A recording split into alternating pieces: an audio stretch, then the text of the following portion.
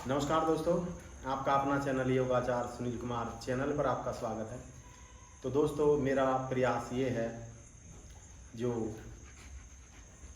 लगभग 40 ईयर्स यानी 40 साल से ऊपर के जो लोग हैं, उनको मैं आध्यात्मिक वाद की तरफ कुछ प्रयास है कि आप उधर चलें।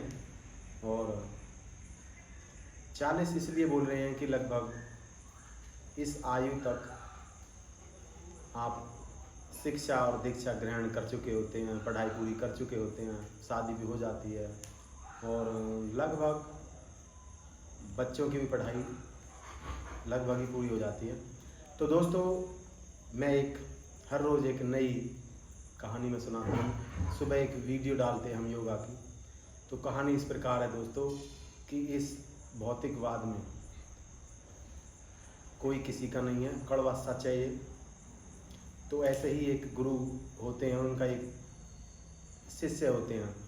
तो गुरु बताते हैं कि शिष्य यहाँ कोई किसी का नहीं है, स्वार्थी संसार है और ऋणबंदी संसार है। एक दूसरे पे ऋण हमारे चाहिए होते हैं।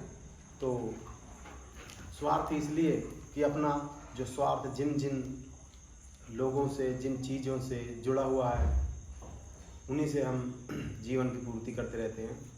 तो दोस्तों, बताए गुरुजी ने कि भाई यहाँ कोई किसी का नहीं है, आप परमात्मा की प्राप्ति हेतु कोई कार्य करना चाहिए। और 3, 4, 5 साल में गुरु ने उनको योग भी सिखाए थे और प्राण में कपाल चढ़ाने की उनको कला भी सिखा दी थी।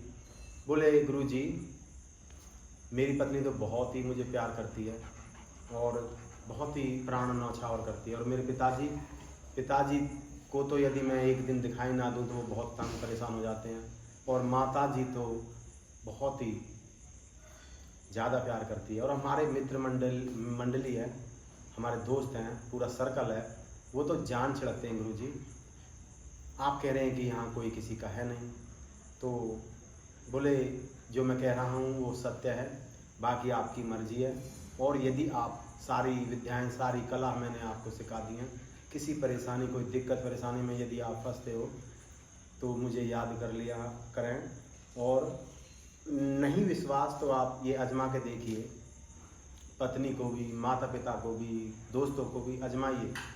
और आजमाने की उन्होंने जो विधि बताई कि आपको जो मैंने कपाल में प्राण जो चढ़ाने की जो विधि बताई है, आप जब चाहें जब उसको आप अपना सकते हैं।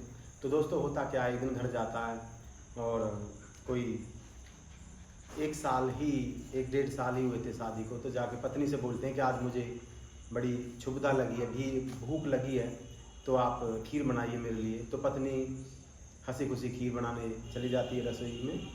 तो पलंग पे लेट जाते हैं वो शिष्य है और कपाल में चढ़ा लेते हैं प्राण को। तो पत्नी जब लाती है खीर बना करके पति के लिए, तो देखते हैं पति तो मतलब कि लेटे हुए हैं, और इधर उधर चेक करते हैं तो मालूम हुआ कि अनुभूति होती है पत्नी को कि पति तो एक्सपायर हो गए। तो सबसे पहले वो क्या करती है, ना जाने 13 दिन, 14 दिन, 15 दिन, कितने दिन हमें रोना पड़ेगा समाज के सामने। और पहले क्या करती हैं कि वो खीर खाती हैं। वो सोचती है पहले मैं खीर खा लूँ, उसके बाद खीर खाती है। फिर उसके बाद वो चूड़ियों को तोड़ती हैं कि अरे हम लुट गई, बर्बाद हो गई, ये हो गई, वो हो गई। तो जब शोर होता तो आसपास के जो घर होते हैं उनमें से भी औरतें भी, आदमी भी आते हैं, क्या होगा देखते हैं। तो देखते हैं तो अरे भाई ये तो जो है लड़का एक्सपायर हो गया। तो माँ भी रोती है, पिताजी भी रोते हैं, और उनके यार दोस्त भी बहुत है, भाई बहुत अच्छा लड़का था, अरे अब कैसे होगा। अकेला ही लड़का था दोस्तों अपने माता पिता के वो।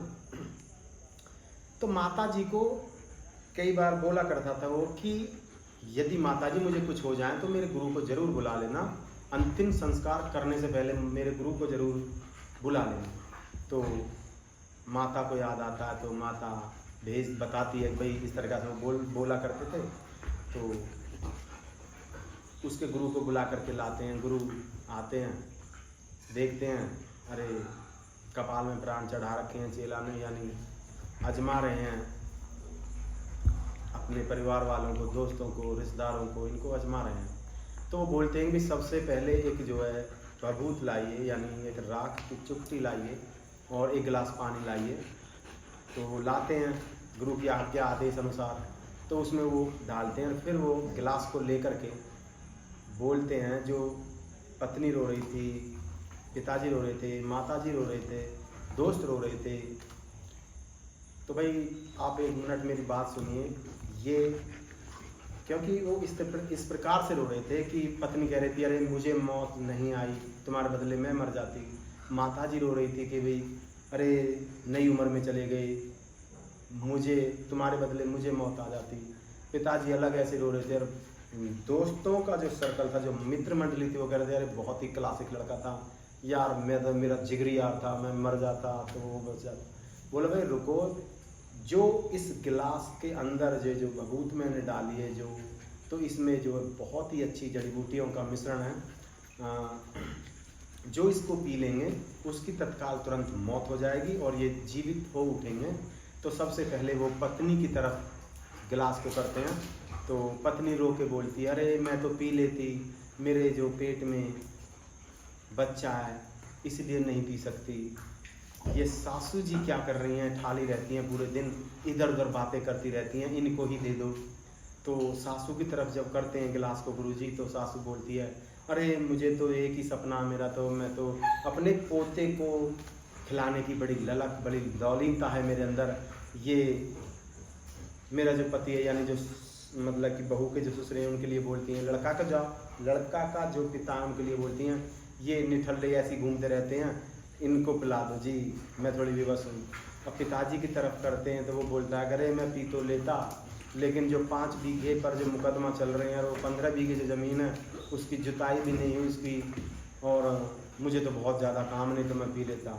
तो उसके बाद मित्र मंडली जो खड़ी थी उधर करते हैं गिलास को, भाई तुम्हारे तो जिगरी यार थे, जान छिड़कते थे तुम्हारे ऊपर, तो वो या तुम उनके ऊपर, अभी जैसे तुम बता रहे थे कि उनके बदले हम मर जाते। तो दोस्तों मित्र मंडली की तरफ करते हैं तो मित्र मंडली भी साफ हो जाती है। तो कोई भी उस गिलास को पीने की हिमाकत नहीं कर पाते हैं।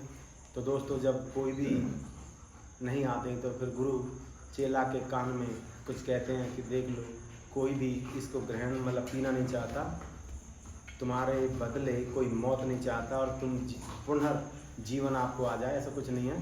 तो आपने देख लिया। तो गुरुजी बताते हैं उसको इस तरह से सारा हो, तो वो उठ खड़े होते हैं और उसी दिन से उनके मन में वैराग्य उत्पन्न हो जाता है दोस्तों। और वैराग्य उत्पन्न ही आपको मोक्ष की प्राप्ति हेतु ले जाते हैं। तो दोस्तों यहाँ कोई किसी का नहीं है, ये सत्य है। ये पत्नी, ये बेटे, ये बेटियाँ, ये हमारे मोक्ष के रास्ते में अवरोधक हैं, रोड़ा हैं, क्योंकि पूरी जिंदगी, पूरा जीवन इन्हीं की पूर्ति करते करते शीघ्रता से बुढ़ापा आ जाता है और पूरे जीवन इन्हीं में उलझ के रह जाते हैं। तो दोस्तों मैं ये नहीं कहता कि आप इनको बिल्कुल ही मतलब नहीं, आपका कर्तव्य और दायित्व बनता अपने बच्चों की अच्छे से शिक्षा दीक्षा करें, और जो आपके कर्तव्य क्षेत्र में जो कार्य हैं उनको करते चले जाएं, और लास्ट में इनके अंदर ज़्यादा आसक्ति ना रखें, मोह ज़्यादा ना रखें। क्योंकि क्या होता है दोस्तों, जब हमारे परिवार में, मैं अपने ऊपर ही लेता हूँ कि जब ऋणबंदी कैसे हैं, स्वार्थी कैसे हैं, कि जब हमारे परिवार में हमारे जो बेटा हैं, पत्नी है, भाई हैं, तो इनका जिस दिन हमारा और इनका जो ऋण है जब वो बराबर हो जाता है तो संबंध छूट जाते हैं, उसी दिन मृत्यु हो जाती है। आपने देखे होंगे कई बार कि कोई भैंस थी या बैल थे और वो रुग्ण अवस्था में है और बहुत ज़्यादा ट्रीटमेंट कराया आपने डॉक्टर साहब से, लेकिन इतने सारे ट्रीटमेंट कराने के बाद भी वो नहीं बचते हैं। तो वो एक दूसरे को ऋण चाहिए होता है दोस्तों। स्वार्थी किस लिए, जैसे कि अभी कोई हवाई जहाज़ क्षतिग्रस्त हो जाए, पलट जाए, तो थोड़ा सा करेंगे खेद कि हाँ यार वो थोड़ी सी, लेकिन यदि अपना कोई उसके अंदर हुआ तो बहुत ज़्यादा हम बिलखेंगे।